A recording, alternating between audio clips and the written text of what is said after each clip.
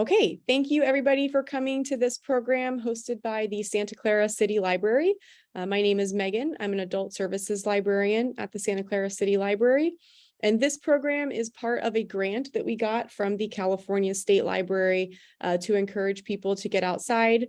You might know about the California State Parks Pass program that's going on. So you can actually borrow a parking permit to visit California state parks from the library for free. And then our guest tonight is going to talk about a couple of the other things we offer. So I'll let her get to that. But thank you all for coming. Thank you to the California State Library for funding. Throughout the program, if you have questions, please put them in the Q&A box. We will have time for questions at the end. And now I'm going to hand it over to our presenter. Dr. Virginia Matzek is the department chair at the Santa Clara University. I will let her tell you a little bit more about herself. We're very excited to have her tonight. So thank you, Dr. Matzek. Thank you so much for having me, Megan. I'm going to share my screen here and see my slides. And Megan, I'll just ask you to interrupt me if anything isn't clear on the screen. So I'm thrilled to be here tonight to talk about natural history and getting outdoors because it's been such a big part of my professional life as well as my personal life since I was a kid. And I was one of those kids who grew up, I grew up in the country and I just like wandered everywhere. I had a horse and I also sort of like wandered around on foot, poking into lifting up logs and skipping rocks and doing that kind of a thing. And I love to be outdoors, but I really noticed as I became an adult that my interaction with the outdoors was often like I was going to go take a walk or a hike. And that's great. Like there's nothing wrong with that. It's really good. We know that it's healthful to be outside. It's good exercise, right? But what I found was that I didn't wander like a child anymore. I went to get to the top of that mountain or do this trail from the trailhead to the loop, and the destination of getting done with the hike and getting that exercise became more important than my surroundings. And so when we think about what's healthful about a walk in nature, I think we tend to think too much about the walk part and not enough about the in nature part. And so some of what I want to do tonight is just encourage you to not have a destination when you go outside, but to just to be or just enjoy your surrounds and try to look at them closely and attune your senses to nature, to look closely, to touch things, to smell, maybe a little bit of tasting, probably not too much tasting, but just engage all of your senses in nature and not just think of it as exercise. So I teach a class in natural history. It's called Natural History of Baja California, where I take Santa Clara University students to Mexico for spring break. This is not the usual way that students go to spring break to Mexico. They don't go and hang out in dive bars. They dive under the surface of the water. They poke cactuses and they pick up rocks. And we learn a lot about, they actually spend the entire quarter before they go learning about the organisms in the desert and in the marine environment in Baja California. And then we go there for this 10-day trip afterward. It's a little bit the opposite of what I'm going to counsel you to do, which is that they learn about it in books first, and then they go and they experience it. And I'm going to say that, I hope that you get outside and you look at things and then you come back with your photos or your apps or your books and you try to identify the things that you've seen. So we get very up close and personal with nature on this trip. This is a picture of me and a student. I just dived into this river to catch this Cape aquatic garter snake, and I'm showing it to a student.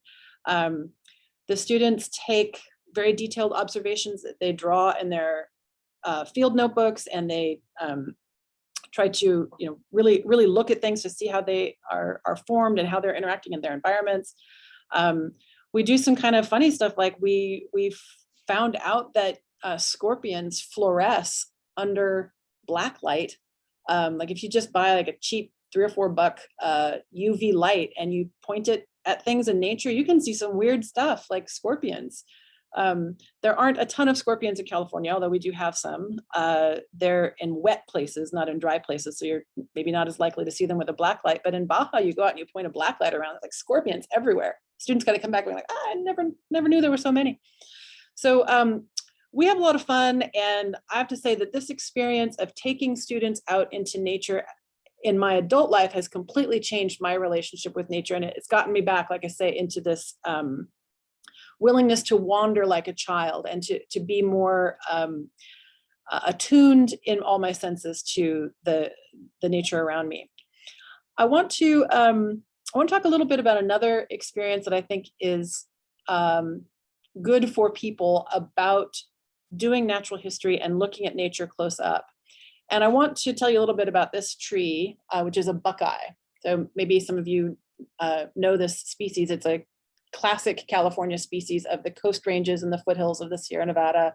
It thrives in very dry environments. It's a beautiful tree in all seasons. So here I'm showing it to you in kind of, late winter, early spring, when the leaves are just coming out, and it has this beautiful silvery smooth bark and these clusters of leaflets in kind of a palm shape, so that you can see a better view of the leaves here. And then in early spring, it pokes out kind of a little candle looking thing, and that turns into this giant inflorescence. I mean, these things are like, this big across, of flowers that are extremely perfumed. They're just kind of a heady scent that you can't miss if you walk by. I mean, I just love to smell the buckeyes when they're in blooms, like February, March, and the whole tree will become covered with these big spikes of flowers. And then in the early summer, kind of around June or so, it starts to lose its leaves well before there's any other fall colors in California. It dries up, and especially if it's a very hot summer, it'll dry up even earlier. And then the flowers produce these seeds or fruits. This is the fruit with the seed inside, and this is the buckeye. So the husk of the fruit pops open and it exposes the seed inside, and it looks a little bit like the brown eye and the eyelids of a deer, hence the name buckeye. And so then these fruits hang on the tree with the branches off, and they eventually fall off, and then you can see them on the ground. And I find them like incredibly satisfying to pick up. I hope that you find some this fall and just pick them up and feel how like beautifully smooth, and they kind of have a feel of polished wood to them. It seems like they're solid wood, but they're actually just a very tiny, thin seed coat around a fat seed that you can sometimes see, starting to germinate. So on the right here, I have a picture of it starting to sprout. And these seeds were used as a famine food by indigenous people. So many California natives used acorns as a staple food, and they had to leach out the toxins from the acorn in order to grind them up into flour for carbohydrates. The buckeye you can also do that with, but it's quite a bit more toxic. So it was only used when people were pretty hungry. So I love the species. It's interesting. There's something to look at any time of year, but you kind of have to see it at different times of year to recognize it. You have to know what it looks like at all the different times of year to know that you're looking at the same species you were before. So I taught a class, a restoration ecology class some years ago, where the students were learning to identify the species by photo. It was not a taxonomy class. They weren't learning botany, but they needed to know some of the species that we were going to see. And I was out driving to a field trip, and we're going down the road, and I heard the student sitting behind me say, "Oh, that's a buckeye." And I said, "Yeah." And then I heard her say, just below her breath, very quiet, like, "I always wanted to be that person." And I said, "What do you mean? What person?" And she said, "Oh, I always wanted to be that person who knew things, who like could see a plant and would know what it was called. And I never have before." And she was almost tearful. She was like so moved by the experience of knowing this. And I think that naming species and knowing what we're looking at is an extremely powerful thing. And I even shared this meme not too long ago with my students because and they responded, my Baja students, they responded with like, yes, that's exactly how I feel. Like knowing and naming gives you this feeling of power, a feeling of accomplishment, or just a good feeling inside. And so again, what I'm trying to encourage is that when you go on that walk in nature, that you do the extra step of trying to identify and learn more about the things that you see around you. And a final story on this, just to convince you a little bit more, is that I remember a student telling me that before she took my class, she never knew there was more than one kind of grass. She was like, I just thought grass was that stuff that was in lawns. I didn't know there were grass is. I thought it was just grass. But now, so since you've taught us these, 5 species that you taught us, I see them everywhere. And of course, there are many, many species of grass. This is just a sampling of some of the native species of grasses in California. And the ones that I was teaching this class were mostly non-native weed species. But the point about her, saying now I see them everywhere is that her world became enriched. It was because she knew what they were called and she could see how they were different. Right. So when you start to see things and know what they are, they become like friends to you. Every time you go outside, you're like, oh, look, here's my, my friend, the 5 species of grass again. So this process and this discipline of being a natural historian or practicing natural history, I just want to delve in a little bit to this term a bit, because we don't hear the term natural history that much anymore, unless we're talking about museums, like the, Smithsonian has a museum of natural history. There's a museum of natural history in New York. And in fact, natural history is an old term for, it's essentially what used to be called biology, or maybe the combination of biology and geology. So natural history was understanding the role of living things in the environment in which they occur. What species are out there? How are they related to each other? What environment are they found in, and why? So that was, it's a lot of biology and ecology wrapped up in there. And in the old days, that was all there was. And then it kind of divided up into more narrowly defined sciences. Botany is the study of plants, entomology is the study of insects, mycology is the study of fungi or mushrooms. So there's all these different divisions and people specialize a lot now. But in the old days, a natural historian or a naturalist was expected to kind of know a little bit about everything. Darwin was in that tradition. And the tradition really starts with the Swedish scientist Linnaeus, whose great work, Systema Naturae, was kind of like an encyclopedia. He was trying to make an encyclopedia of everything on Earth, to describe every species. And he didn't come anywhere near doing it because there's a lot more out there than he ever reckoned with, but he invented our binomial system of naming species, like Homo sapiens for people, or Canis familiaris for dog. That's Linnaeus.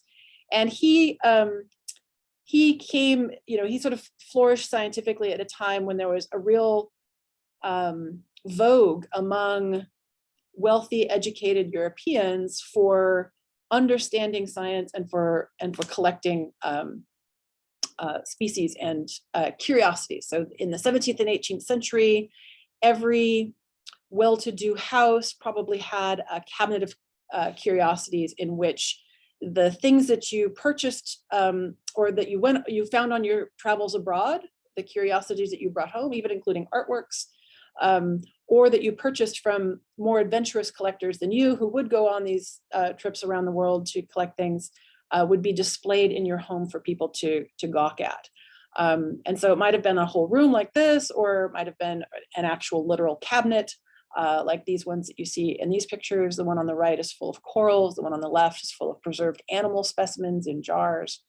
And then eventually, some of these collections turned into museums, or museums began to acquire their own. They sent their own explorers and naturalists out around the world to bring back huge, huge quantities of plant and animal specimens. So what you're looking at here on the left is just a tiny, tiny fraction of the total amount of bird skins in the Smithsonian. So they're opening up a handful of the drawers to show what's inside. And these are, birds that were shot in nature, brought back, stuffed, and taxidermied as a skin for people to study. And if you've been to our local natural history museum, the California Academy of Sciences in San Francisco in Golden Gate Park, you might have noticed up on the wall, they have a huge collection of sea lion skulls. And really the point of me showing you these images is just to show you how big these collections were. And they needed to be big. And it's in some ways good that they're big because they show the diversity of a particular species. But we don't collect this way anymore. In natural history museums now, although if you go behind the scenes of the California Academy of Sciences, there's cabinets full of insects in jars or in cases. The real work is all being done in a small room full of freezers where the DNA samples are kept. Because now we mostly are doing the cataloging and the science of understanding these species as genetic or genomic work. But nonetheless, these collections are very important, and they were started by the original biologists and natural historians. So what we're going to try to do is not so much do science, not so much collect for museums, but just go out into nature with intention to see and to notice things. And kids, of course, are amazing at this. I mentioned that I felt like I had lost my own childhood urge to do this kind of seeing, but I recaptured it in some ways with my students, and I recaptured it in some ways with my own children. I remember going out with, my first child when he was a toddler and trying to go on a walk around the neighborhood, and it takes you half an hour just to get past the front lawn, because everything they see is new, everything is interesting, everything requires attention, and that's what they've got to give. So we're going to try and capture that idea of noticing or being intentional about seeing when we go out. And then when you start to do that, things resolve for you. Your ability to see changes as you start to learn about things. Somebody points something out to you, you look it up in a book, or you see it in the field guide, and you realize, like, oh, that big pile of sticks that I thought was just a random, pile of leaf litter or whatever, actually turns out to be a place where wood rats are living. Or I didn't look closely enough at that bark pattern to see that a sapsucker has been by here. A sapsucker is a bird, sort of like a woodpecker, that drills into the bark and licks up the sap that's flowing just underneath the bark layer. Or you see something completely unusual and you don't know what it is. What is this thing? It seems like it's growing out of a plant. Is it a flower? Is it a leaf? Is it a tumor? What is this pink thing on an oak leaf? This happens to be a gall, which is a structure that is created from plant leaf tissue, but instigated by the depositing of an egg laid by a microscopic, very, very, very tiny wasp. When the egg is laid, the plant actually creates a structure around it, and then the wasp's offspring lives in that until it burrows its way out. So you start to see things that you never noticed before because you're looking with intention. So the first activity that I'm going to recommend to you is a BioBlitz. So BioBlitz is just a fancy way of saying, let's catalog, or let's list or observe everything we can find within a particular area. If you've got a lot of people, make it a bigger area. If you don't have very many, make it a smaller area. And you might not be able to identify everything you find. You might not be able, certainly you won't be able to find everything that's there. You'll probably miss a lot of the smaller insects and so on. But what's great about the BioBlitz as an exercise is that it makes you focus your attention on a particular spot and then start to see the diversity. Like, I think a lot of times when we're walking, we just see kind of a landscape of green, and we know, like, oh, okay, well, those are trees, or that's a wooded area. But when you define an area and you have to look at every single thing, then you start to notice subtleties that had escaped you before. Just as an example, here you might look at, if you're doing a BioBlitz in this area, one person might come to you with the plant on the left and the other one with the plant on the right, and you might say, well, are these the same one? They sure look a lot alike. And they probably look like something because the one on the left is a dandelion. But the one on the right is not a dandelion. It's a plant called cat's ear. It's sometimes called false dandelion, just to make you feel better about having mixed them up. But if you look closely, things that you can see, maybe not in the picture, but you could see in person, is that the cat's ear has much furrier leaves, and the shape of the leaves is more pointed and lobed rather than spear-shaped like the dandelion. And there are multiple flowers on a stem in a cat's ear, but not in a dandelion. It's always single flower for a stem. And then if you turn the flowers upside down, you'd see that they have these structures underneath that in the dandelion, they fold downward, and then the cat's ear, they point upward. So this is very inside baseball, right? This is very subtle botany stuff, but it's all noticeable just by comparing the two species. And so again, I think that it might not be necessary to get into this much detail if you do a BioBlitz, but it's the kind of thing that you start to see is you become more perceptive of these subtle differences when you do that kind of an exercise. Now, I'm going to recommend today a bunch of apps. This is Silicon Valley, and I think pretty much everybody has a smartphone these days. So hopefully it's not beyond your reach to have an app to help you appreciate nature. So the first two I'm going to recommend are Seek and iNaturalist, which are linked to each other. They're made by the same people. And the difference between them is that Seek is the app that you use to actually identify what you're looking at, and iNaturalist is where you post it to share and crowdsource observations. So it's more of the social media side of things. I use Seek a lot. I use iNaturalist very occasionally if I find something that I'm really interested in. So with Seek, you just point your camera at whatever it is that you want to identify. And if you have internet access, then it will make its best attempt at an observation. With plants, it's always better if you have flowers.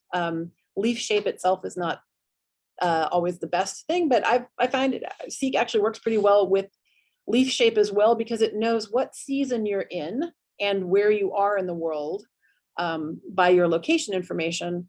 So it does pretty well even without flowers, or without, sometimes it'll ask you to get a better view or to turn the camera a little bit and kind of rotate it until you can get a good look at something. You can also, if you don't have internet access right then, you can snap a picture or pictures of what you want to identify, and you can upload it later. And it will do its best. Sometimes you'll find that either it doesn't have enough information to identify the species because your photo wasn't good enough or clear enough, or maybe just because it's something that's difficult to identify, and whatever is required to identify the species is not actually able to be shown in the photo. But what I like about Seek is that when you get a result like this, it sometimes is enough to get you started in a different and more detailed field guide that you might look at home on a website, or on in a book field guide, like a book of mushrooms or a book of flowers or whatever. So Seek, if it can't identify it definitively, often gives you a good foothold into finding an identification later. And then, as I say, iNaturalist is kind of the social media side, or it bills itself as being involved in this discipline called citizen science. So I don't know if people have heard about citizen science, but the idea is that there are certain kinds of scientific tasks that require a lot of tedious individual observations. And if you can farm those out, kind of crowdsource those to a lot of people who find it fun to do a couple of observations, but wouldn't want to do a million of them, you can achieve a scientific result that would not have been possible without the crowdsourcing. Or that you have an ability to get observations of things in the wild that are in real time. So for instance, bird migrations, right? If everybody is, taking a picture of the birds that are in their neighborhood all the time, then you can have a sense of how like migration of particular species is coming and going and flowing in and flowing out over time. So that general term citizen science is meant to encompass crowdsourcing of lots of individual observations of natural phenomena. And it's fun to make an iNaturalist account and post up your observations. If you don't know what they are, then people on iNaturalist will sometimes be able to tell you. So like if you couldn't find it in Seek and you don't know what it is yourself, there might be somebody on iNaturalist who can identify it for you. So that's fun. I would say as a tip, if you're going to use iNaturalist, it's better if you don't upload observations from people's gardens or from landscaping, or domestic animals and pets, because the idea of iNaturalist is more that it's the wild world, and there are a lot of species we have here in the Bay Area that don't belong here.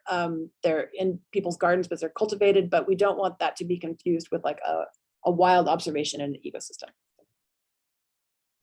So what about traditional field guides? Well, I have a slew of them right here behind me, and I still use them. I love book field guides, but I find myself gravitating more and more towards the app in the field itself. Like, I don't bring my field guides with me as books anymore because they're so heavy, and the apps are doing such a great job of getting me started. So, and I would say the other reason is that the most definitive field guides are also the ones that are most pitched at experts. So what you see here on the left is a page from the comprehensive guide to the California flora, which is really only readable by botanists. And then even a more pictorial kind of field guide, like this one that I'm showing you on the right, because it's a book with photographs in it, it's not going to be able to have a photograph of every single California plant. So you're always going to be constrained to what you can see. Whereas the power of the internet is that as these crowdsourced observations in iNaturalist grow,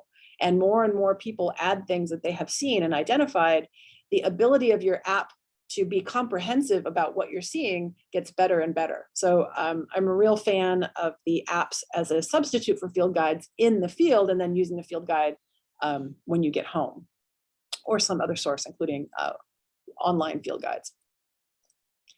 Okay, so at this point, I want to ask a quick question of the audience. I'd love to know in the chat if you could tell me what you know about this plant.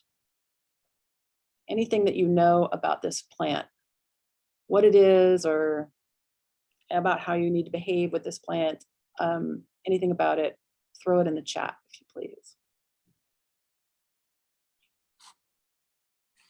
Or in the Q&A box.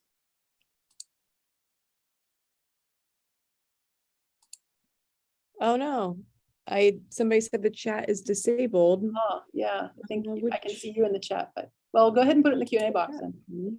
Yeah, Q&A box. Somebody said California poppy. Somebody else said, is it the California poppy?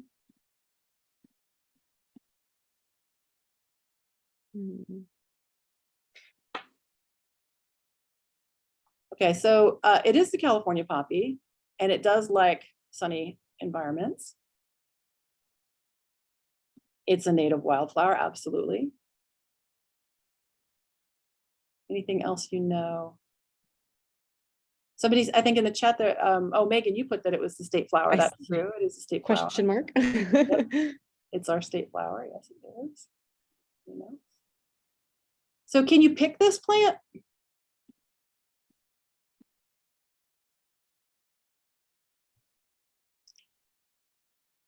Won't stop growing in my front yard, and it's okay to pick and pull if it's on your property. Yes, that's the right answer. I'll tell you, I have been talking to people, my students, for a long time about this plant, and it seems that almost everyone, you're practically the first person to ever answer that question rightly. Everyone seems to think that it's illegal to pick because it's the state flower or something. I don't know if they teach this in school. I grew up thinking this too, that it was, you know, like, I don't know what I thought would befall me if, God forbid, I picked a California state, the California poppy. And I recently saw in the San Francisco Chronicle article with this headline, no, it's not illegal to pick a California poppy. Why is it that people have come to believe this thing that's not true? So it's not illegal. So now my question is does that mean you can pick it? And I want to stress that it being not illegal to pick is not the same as it being okay to pick. So what I want to do now is just talk a little bit about, before I send a bunch of folks from the library, you know, lecture series out to ravage the earth with collecting things, a la the Smithsonian, that we talk a little bit about guidelines for behaving ethically in the wild with respect to collecting stuff. And I do this with my students. We go through a whole bunch of scenarios. I'm going to be a little quicker about it than I am typically with them. But the first guiding question is, before you decide whether it's okay to take something like a California poppy, the question is, where are you? Because that is the main thing that matters. And actually asking yourself about where you are in the natural world or in the world is, I want to actually add another dimension to that, which is that you are always, wherever you are, on unceded native land. So there's a cool app that you can add that tells you wherever you are, mostly it's pretty good, what tribe or tribes consider this their territory. Unfortunately, this native land app is only available for iPhone right now, but the source data in it can also be accessed through an open source text bot that you can access just by texting your zip code or city, state to this phone number. And I'll leave that up for a second in case anybody wants to copy it down. So what you do is you put in your zip code, you text it to that number, or you put in your city and state, you text it to that number, and it tells you whose land you're on. So here's one where I put in 95053, and it says you're on Temian Nation, Ohlone Muwekma land. And then I also put in Mendocino, California, and it tells me that I'm on Northern Pomo land. So this is a good first step of just remembering the original inhabitants of every place that we are.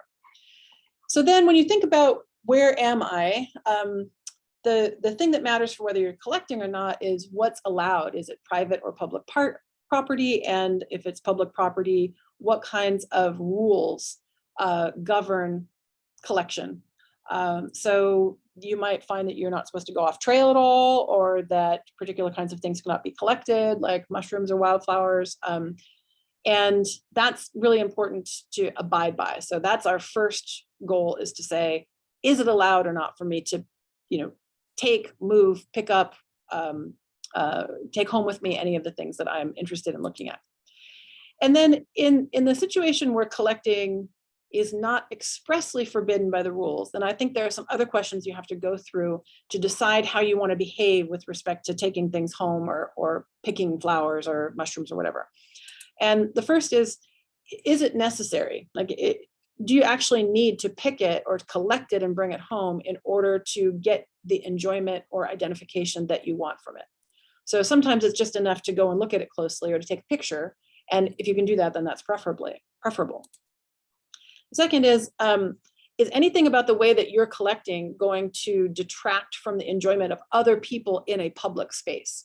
So are you going to, leave a bunch of things that you discarded on the ground that are ugly or wilting or dying? Do you have to, track through something in order to get there? So just asking yourself about whether the nature experience of other people is going to be affected by the activity that you're engaging in. A third thing is to think about whether you're taking the reproductive unit of the species. So if you're taking a mushroom or if you're taking a flower, that's the thing that's going to make more offspring, right? Now, maybe taking one out of a whole field of flowers is not going to be enough to harm the reproduction of the species or of the population. Well, then that changes the calculus. Do you risk stressing or injuring an animal? I am a huge fan of reptiles, as I think you saw from the picture where I was holding the snake, but you have to catch them carefully. Just as an example, our western fence lizard or the blue belly lizard, it's easy to break off their tails if you catch them wrong, right? So, or even an insect can be stressed out by being captured.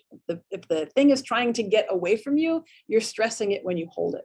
So thinking about, am I skilled enough to capture this animal or hold it without injury? Am I going to get bitten? Am I stressing it out? Or am I chasing it off of its nest? Am I, keeping it from feeding its offspring? Am I, are its eggs getting cold while I'm, observing it? Those are the kinds of questions you should be asking yourself. Will it be setting a bad example to other people? So I'm careful about this when I'm out with students, because I sometimes have a permit to collect things or to dig a hole or whatever. And I want to be sure that I'm not setting an example that everyone thinks that they can do that. So I'll often put up a sign saying, we're a class and we have a special permit to dig here, or I'll talk a little bit about what we're doing when people come by. If I'm by myself, I'll ask myself before I collect something, what if the Boy Scouts were watching?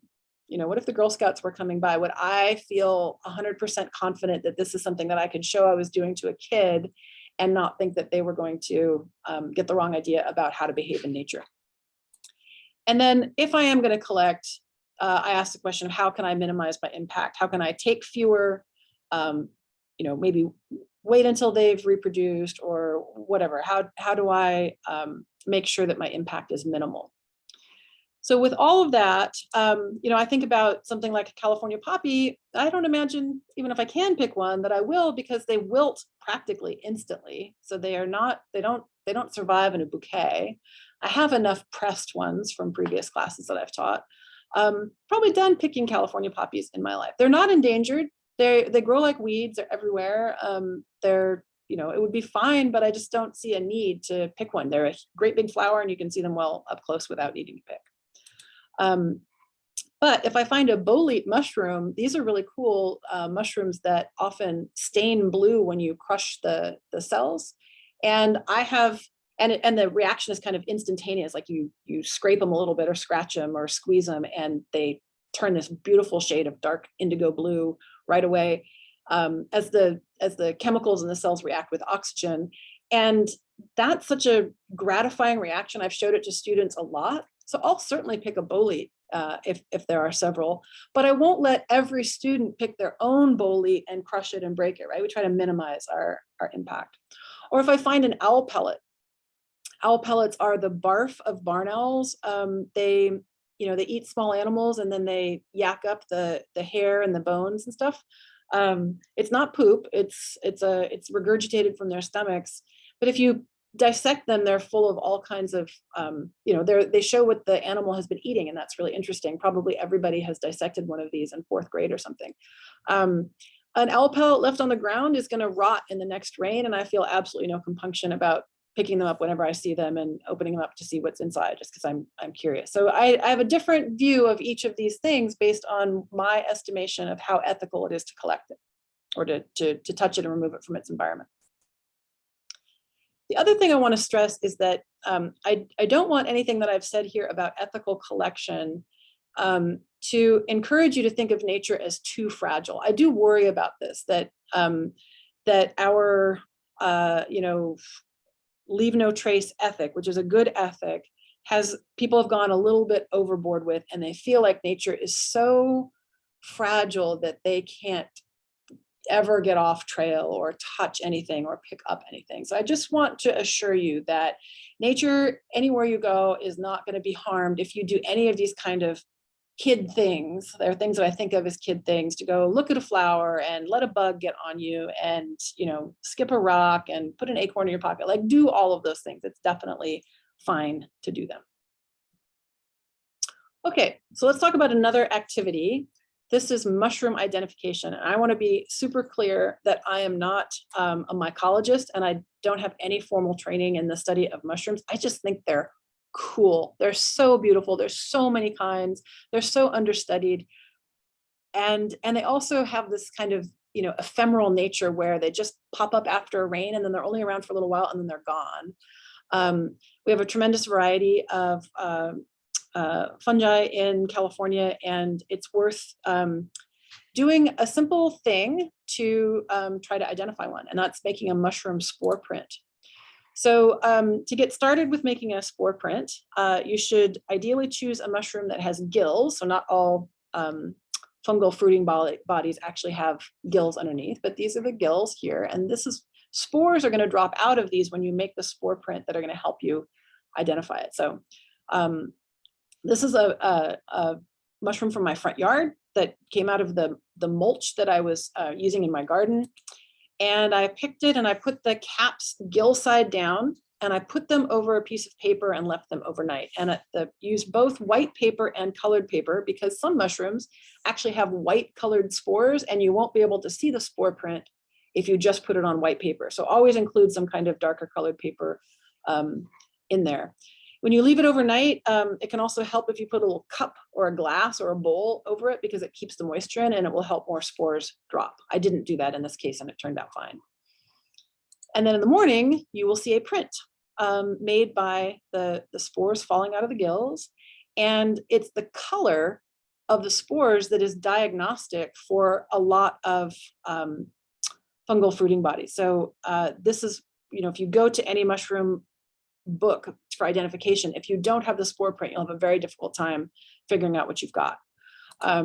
So there's you can get the definitive, I don't have it here on my shelf, Mushrooms Demystified book, or you can look at some of these really nice online sources. So this one is MycoWeb. It has a simple key where you kind of choose the broad family of mushrooms, like the guild mushrooms that I recommended that you start with.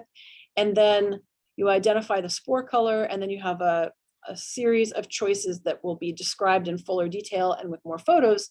And so I identified that mushroom that we just saw as this one, Pluteus cervinus, the deer mushroom, with, like I say, essentially no knowledge of mycology. Lots of fun to make a spore print. And when you start looking for fungi, you might get lucky and find what I did last year, which was this little species of bird's nest fungus.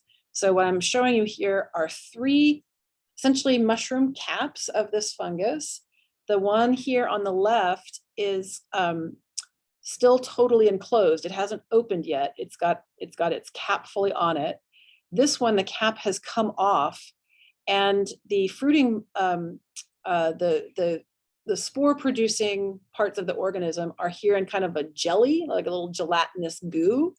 And then here the gelatinous goo has all dried up, and the spore dispersers are ready to pop out of the cup. And the way that they disperse, oh, I kid you not, a raindrop falls in the cup and it bounces them out, and then they make new bird's nest fungi. So I was just so charmed and captivated by finding these. You can see how small they are. That's my hand with my ring. So they're very, very, very tiny. But now that I have identified one ever, I see them. They're amazing. They're all over the place, and they just are so utterly perfect and wonderful. Apparently I should have been a mycologist and I missed my calling, but I hope that you get to see a bird's nest fungus sometime soon. Yeah, Megan, I'm totally not monitoring the chat or the Q&A, but we'll just get to that at the end. Oh yeah, you're doing great. Okay. So speaking of bird's nests, let's talk about getting started with birding. So birding, obviously, is something that some people are super into. I'm the world's worst birder, but over the years, being out in the world, being with birders, teaching my class, I've come to know a number of species, and birds are pretty cool. You don't need much to be a birder, but I would say that binoculars are key. And then the other thing that you might want to use are these 2 great apps, Merlin and eBird, instead of a field guide that you would trek along with you in your pocket. So again, as with Seek and iNaturalist, these are paired apps where Merlin is the one you use for identification and eBird is the one for citizen science and crowdsourced observations and kind of social media. Now, with respect to binoculars, asking how much binoculars cost is a little bit like asking how much cars cost, because in binoculars you can buy everything from a Ford Escort to a Ferrari. But you don't need a great pair of binoculars to enhance your birding experience quite a bit. And I think they are really necessary for seeing birds, other than the most obvious, wading species that aren't in forest cover. Good news is the Santa Clara Library will check them out to you. So you don't need to have your own pair. They have these great hiking backpacks, as well as other hiking and outdoor gear for lending. And the hiking backpack includes binoculars. So by all means, look into that if you want to get started on birding and you're not ready to make the investment of even an inexpensive pair of binoculars. Okay, so with Merlin, the identification app, it asks you a few simple questions about the size and the color and the activity of the bird, and then it uses your location and the time of year to suggest a whole bunch of possible species, which it will show you pictures of. And then if it's, I've found that the thing that's most troublesome about using it is that birds often have multiple colors. So, you know, whether you call something black or gray, or whether you call it gray or olive, or whether you think the bird tends to be more buff or tends to be more gray when it's multiple colors, that can sometimes send you wrong, as can the size estimate. But so it might take you a couple of trips through answering these questions to get the right bird to pop up. But Merlin generally knows what species are in your area, and you'll probably find it eventually. You can also use the app to identify birds in real time. So if you're as talented as this person in their advertising photo, and you're actually able to capture an osprey on the wing in the box, then you're way more talented than me. And I've never been able to do that, but it can be done. You could also take a picture of the osprey and upload it from your camera roll. And if you are listening to birds, but you can't see them, you can take a quick recording on your phone and then upload it to Merlin, and it will identify birds that way as well. So it's a pretty powerful app, and it's really cool. Designed by people who are just crazy about birds, so of course it's great. I'm not going to go into eBird, but I will say that the good folks at the Cornell Laboratory have also developed a citizen science program called Nest Watch, which is about identifying nests and locating them. So there is an app, and there's also a website, and you can go and tell it where you are, what kind of relative shape the nest is, what it's perched or attached onto, and what kind of habitat you're in, and it will give you suggestions for what bird's nest you're seeing. So that's fun as well. All right, another great outdoor activity is to make a pressed flower or press a plant. And what I'm showing you here is a professional plant press of the kind that I have in my lab. This is about a $250 item. You do not need it. You can easily press a plant if you want to within the pages of a book, although it might ruin your book pages because they'll be a little bit wet. If you want to press a plant and not ruin anything that you own, you can make a very simple plant press out of something absorbent, some corrugated cardboard, something stiff, and something heavy. That's all you need. So those are the components here. The concept is that plants are placed between absorbent paper so that the moisture dries out of them. The corrugated cardboard has these air holes that pass moisture or pass air through, and then that draws away the moisture from the absorbent paper. And then there's something on top to keep it stiff, and the straps are sort of the heavy thing, right? They tighten down and they squeeze the plant between the absorbent parts of the press in order to get the moisture out. So if you've got some paper towels or some newspaper, you put some plants in, top it with some corrugated cardboard, and then put something stiff between it to keep your heavy encyclopedia from getting moisture on it from the cardboard, you're good to go. That's a plant press that you can use in your living room or in your kitchen. You don't need to buy one to do it.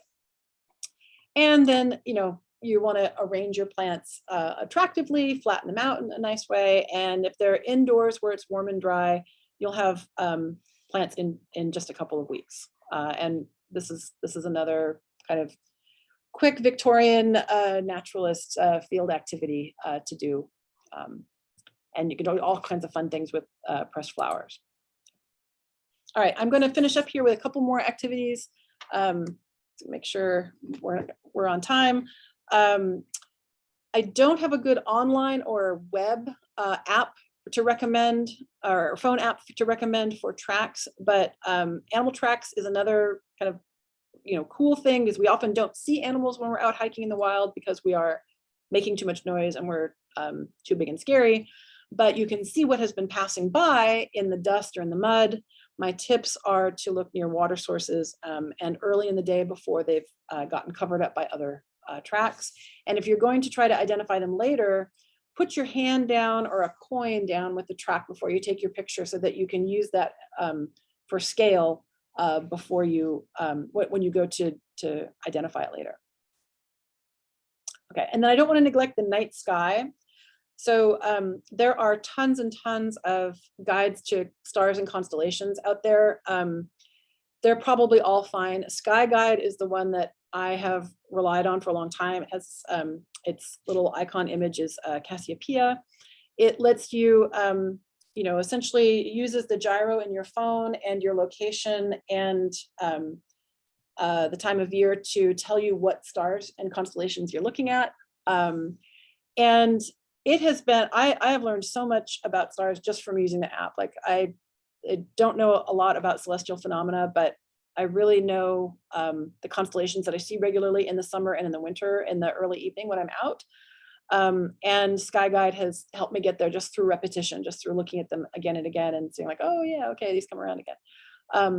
Now I know people will tell you that we can't stargaze in the Bay Area because there's too much light pollution, but even in the brightest areas of the Bay Area, you can usually see Orion with a very characteristic belt of 3 stars on winter evenings, and the Big Dipper, the starry plow, or that constellation that practically everybody knows, on summer evenings, and then some individual stars. Arcturus is the one that usually, like, it's starlight, star bright, first star I see tonight. In the summer, it's probably Arcturus is your first star, or maybe Vega. So looking southwest for Arcturus and directly overhead for Vega. And in the winter, the bright star that is almost directly overhead, most of the winter, is Capella. So start off with those. You'll probably be able to see them without going anywhere. But also keep in mind that practically everybody on the peninsula lives within a half-hour's drive of Skyline Boulevard. And if you get up onto that ridge top, the stargazing is great up there. Don't, just drive up some evening and find a place to park, or take a look at the stars. It's really worth doing, and we're not completely limited from stargazing here in the Bay Area. So I feel like there's so much more that I could touch on. We haven't talked at all about insects, and barely at all about herps like lizards and snakes, but there's so much out there. There's so much richness. I refer again and again to lines from a book I had as a kid, Child's Garden of Verse, where Robert Louis Stevenson has a 2-line poem going, "The world is so full of a number of things. I'm sure we should all be as happy as kings." And I don't see why that shouldn't be true when we get out and enjoy the natural world. So with that, I will finish up with time for questions, and I'm happy to answer anything that people want to ask. Thank you. That was great. We do have a couple questions already. First, I know that Mary has had her hand raised. So Mary, I'm going to unmute you if you would like to ask your question.